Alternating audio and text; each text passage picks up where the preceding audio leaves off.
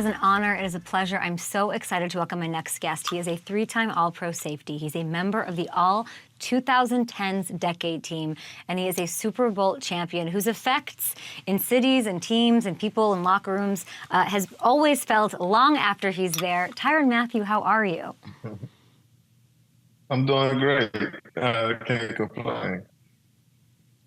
Good. It's good to see you. You look all set up. I love the Saints gear behind you. I want to, I don't know if you saw last night's game, but we had our first real snow game of the season last night, and all I could think about was Week 15, 2019, Broncos Chiefs, monster game. You love the snow, sack, couple big pass breakups, an interception that got called back. Talk me through this. What do you remember about that game? I mean, I just remember it being, one of my first, snow games. And, obviously at that time, we were like in it, we knew we had a chance to be a really good team. And, I think playing in the snow, you don't really feel it when you're winning, so I think that's like the most important thing is to win the game and keep a good lead, because usually the team that's losing, they feel the weather, a little bit more. The team that was losing was not Jameis Winston's team, okay? He's in the snow, loving it like you did back in that game. He does this bright lights against the Steelers. I know you played against him last week, but I want to talk more about how you were his teammate for 2 seasons. Let's listen to what Jameis Winston said post-game. Let's listen to this. That fourth quarter, it really was like it was a whole paradigm shift. Like, we were playing so well offensively, and then bang, bang, back-to-back drives with turnovers. And I'm just like, oh my gosh, like, this is really an NFL's filmed moment. The snow starts pouring down. It starts getting like I felt like my feet started getting heavy because I'm squishing through the snow. And man, it was so good, and it was so great to end up getting that win. Tyrann, what do you think? I mean, that's J-Bo for you. Man, he's one of those people, man. I think he's genuinely grateful to be, where he is in life, where he's come from, and you don't really see too many guys like that really exude that honesty, that transparency. You know what I mean? I think a lot of guys who were, #1 draft picks, they got to fit into this mold of, player and person, and I think J-Bo just kind of, he's like that outlier, man. But he's great for the locker room. He's a great leader. He's a hard worker. And I think, when you put him in the locker room, it's easy for him to kind of bridge the gap, with a lot of different players, man. And so he's special in his own way. Is he the most unique player you've ever played with or against? I don't know. He's unique in his own way. I feel spoiled. I think, man, I've shared the locker room with Larry Fitzgerald and J.J. Watt and Patrick Mahomes. You know what I mean? So I've legit shared the locker room with some of the greatest players, ever, and especially in my generation. And so I always feel, grateful, for that. I want to go back to a couple weeks ago. I like seeing you talk through plays. So before you beat the Browns, it was fourth quarter against the Falcons, okay? You have a 3-point lead. Kirk Cousins, he is driving to tie or to win the game. You get this huge interception. That play was so big. Saves the game, gives the season life. How much can one play like that change things? I mean, it was a big time play, I think in the game.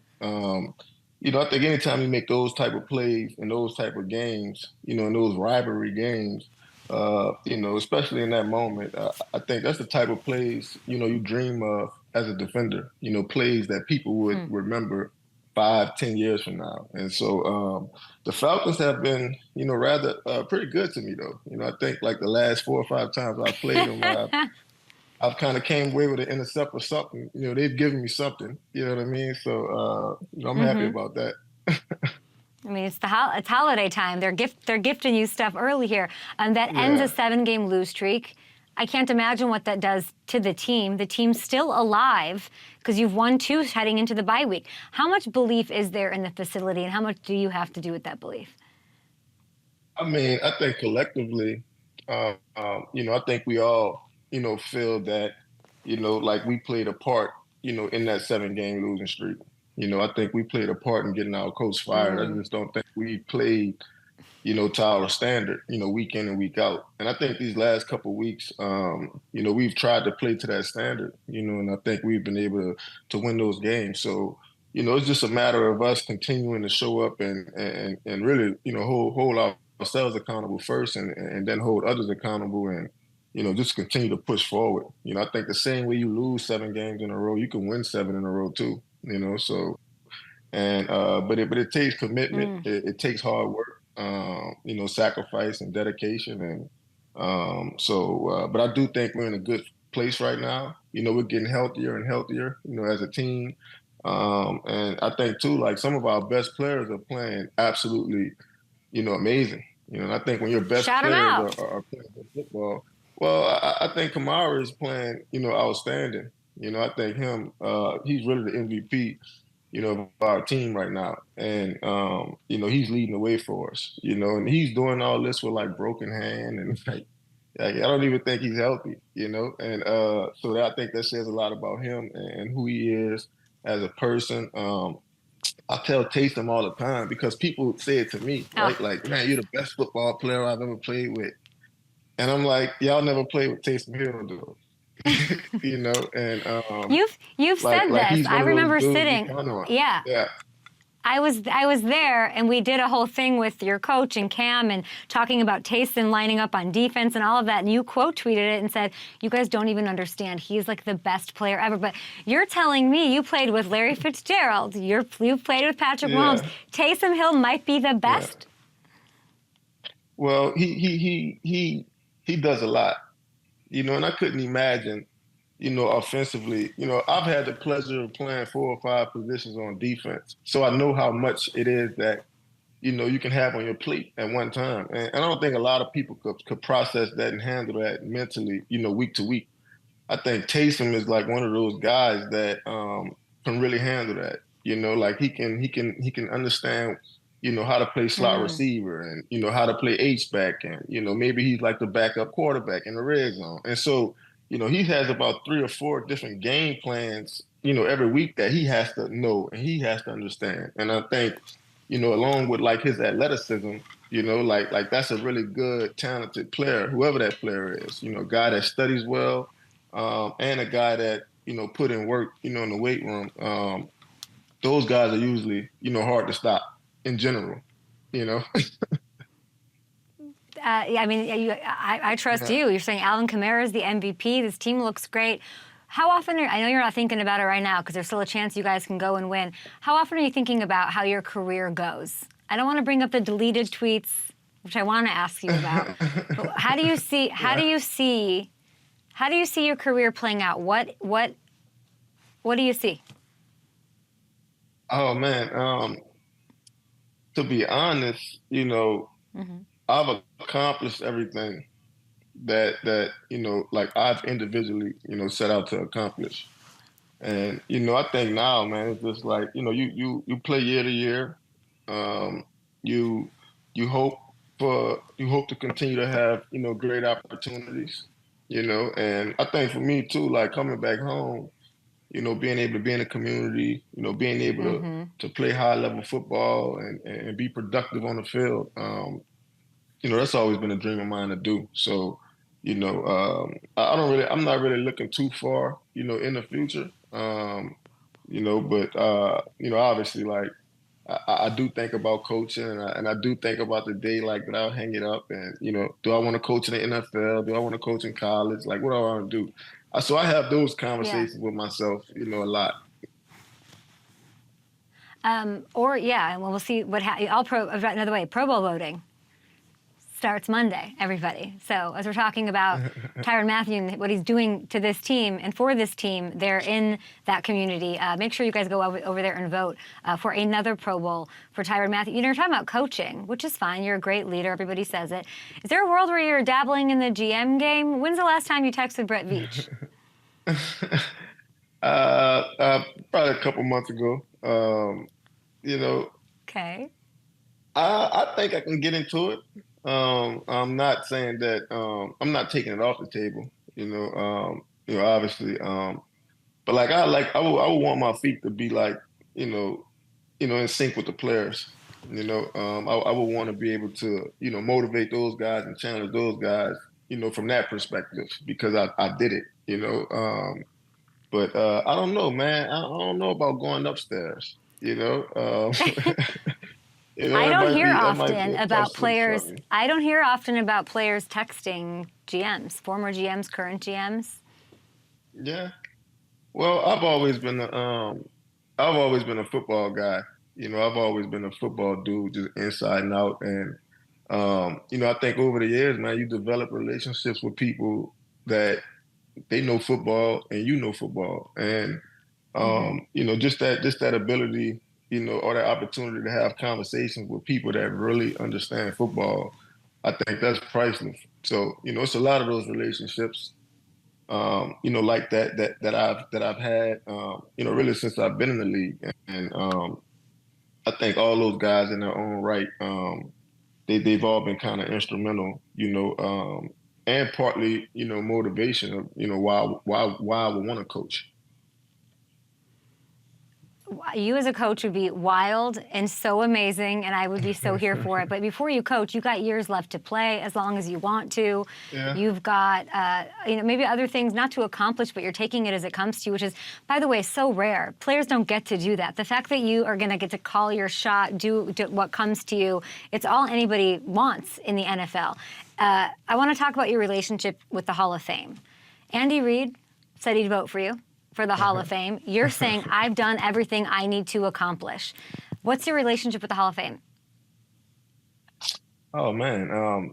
I mean, obviously, I'm a huge fan. I think each and every year, you tune in, right? And you want to see who got in because, we all feel a part of that success. I think when you make it to the NFL and you become, a part of that brotherhood, obviously, man, like I said, I've played with guys that, like these are the conversations that they have. The Larry Fitzgeralds, the Patrick Petersons, the JJs, right? And I feel like, even on a team with those guys, Mahomes and the different great players I've played with, I found a way to kind of, identify myself and carve out my role and, push us towards, success. And so, I do feel like I'm a part of that cloth. And who knows, hopefully one day, I get that knock, on the door. I wonder who, was it Larry that's knocking? Is it Mahomes who's knocking? Is it Andy Reid who's knocking? Is it someone with the Saints who's knocking? I loved hearing Mahomes say that you're one of the best leaders he's ever been around. I loved reading this article as you took on the Chiefs not long ago about how the DBs, Spags' DBs, they're still walking out to practice 15 minutes early, something you started 6 freaking years ago. I think, and this is a claim, I think that the dynasty doesn't happen without you. I think you've had that much of an impact while you were there and a lasting impact on this organization. How does it feel to hear those things about the DBs and from those coaches? I mean, it means a lot, in all honesty, it really means a lot. I've taken this thing serious, since I got drafted, in Arizona. And I think the way my career played out, it was kind of destiny that I went to the Chiefs because, I had won a little bit in Arizona. We won a little bit, in Houston, but we didn't quite get there. And I think I had the ambitions to get there. And, I'll never forget when, the Chiefs reached out and, I was able to kind of talk to Coach Reid and talk to Spags.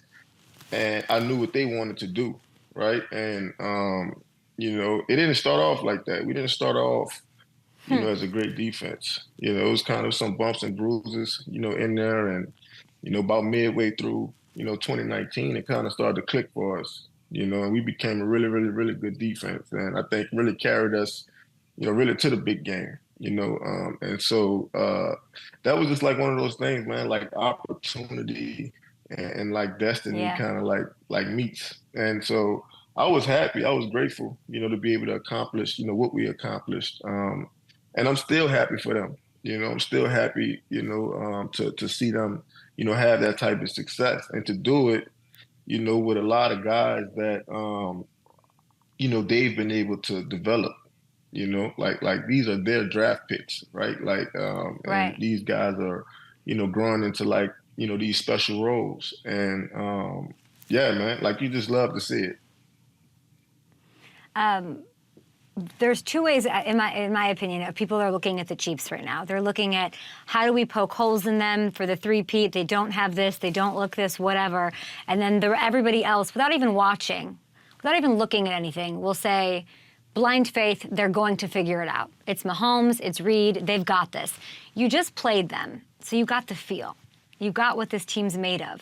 Now, things can change, but which bucket do you lie in, sort of? Are you in the they feel a little different in a they're missing something way, or are you in the they'll figure it out way? What were your impressions of them? Well, I think they'll figure it out.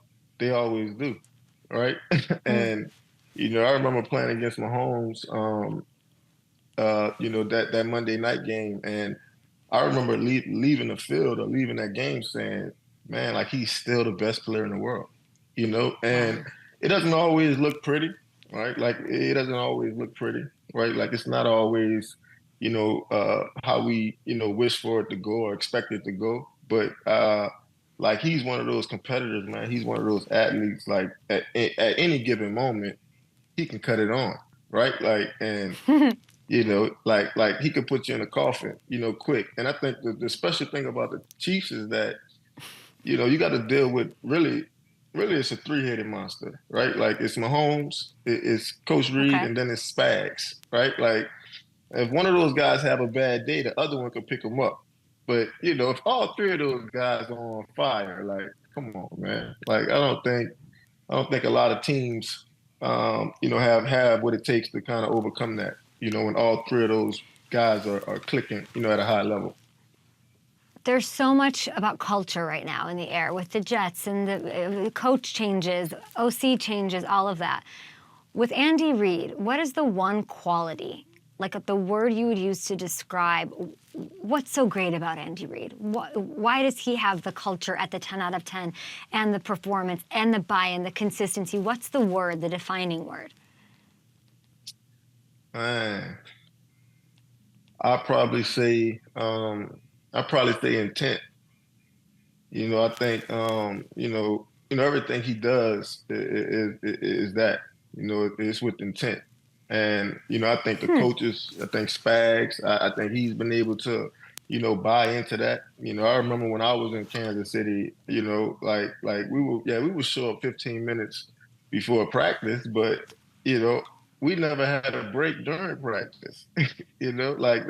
Like we literally used to go from drill to drill, even when we weren't, working and running plays, we was off to the side, working on tackling, working on catching, right? Like working on hand placement, working on run fits. Like every day it was something to do. It was something to get better at.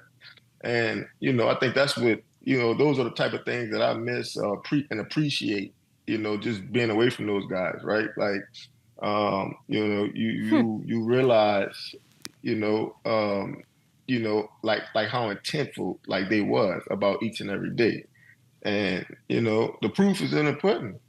They've been able to really, get the most out of, the last 6 seasons. Like I think that those people, have really been able to kind of benefit the most. And I think it really starts with that mindset and that idea, right? Like just capitalizing on each and every day, like not letting a minute pass, like not letting time waste. And, I think that's a beautiful thing, man, especially when you're a part of that, Yeah, it's about intent, intentionality. Got you a Super Bowl ring. You got them a Super Bowl ring. It was a beautiful relationship. Speaking of intent, you always have intent to do good, not just on the field, locker room, in the community. This is like, what is it, 9 years now? You are just dishing out turkeys. It's Tyrann's turkeys. You are giving Thanksgiving turkeys. It's like hundreds and hundreds of families. Why is it so important to you to keep this going? Man, I think it's really just who I am. It's who I've always been. Even as a kid, all the way through high school and college. I've always tried my best to give back, and really support those, that really need it the most. And like I always talk about Larry Fitzgerald and Pat P and all these guys. Man, I remember as a young pup, as a rookie, coming into the league and just kind of just being on those guys' side, right? Like just kind of riding with those guys, right? And these are the type of things they were doing, and I realized quickly that, man, like I want to be a great football player, no doubt, right? Like that's why you hang and eat lunch with Pat P and Larry, right? Like, but beyond that, I want to be a good dude. Like I want to be solid, and I want the people I work for that work for me and the people I represent to respect me, right? Um, and those guys showed me that. Like they showed me, how to put on these type of events, how to give back and really ultimately how to balance the two, right? Like, how to balance that giving back and being in the community and, to balance your job. Like, because what I do is a job, right? And it requires a lot, of time and commitment. And so, you just got to balance those things. And I think those guys early on, really showed me how to do it. Calais Campbell, Donnell Dockett, like I had a lot of good, solid OGs, Rashad Johnson, Gerard Powers. Like I could keep going on and on. Like all these dudes were outstanding football players, but they all represented their communities well, right? And I was thankful to be able to see that, as a youngster. You've got lots going on, of course. You've got the Jesus Project. You're always supporting, pouring in, donating your time, your money, and helping in that community. That community that you seem to enjoy, maybe that's where you end your career, Tyrann. Oh, for sure. I mean, listen, I tell you, I wouldn't want to play for any other team. I think going forward, I mean, the opportunity to be able to win, for my hometown. I mean, I think that kind of trumps, me going anywhere else, trying to win a ring. You know what I mean? Like I would rather do it, for my people, down here. And so, but yeah, who knows? Like I said, who knows, man? I might be around. Who knows? For a but I while. love Who that knows? that's all I wanted to hear. I'm like glowing. I love that you would happily embrace that you're a made man doing the most with the turkeys, with everything. Vote Tyrann to the Pro Bowl, Mathieu to the Pro Bowl. Again, not that he needs it, but he deserves it, of course. We thank you so much. Happy holidays. Happy Thanksgiving to you and your beautiful family. Thank you. Happy holidays, Kay. Appreciate it. Great to see you. Are you kidding? Appreciate you.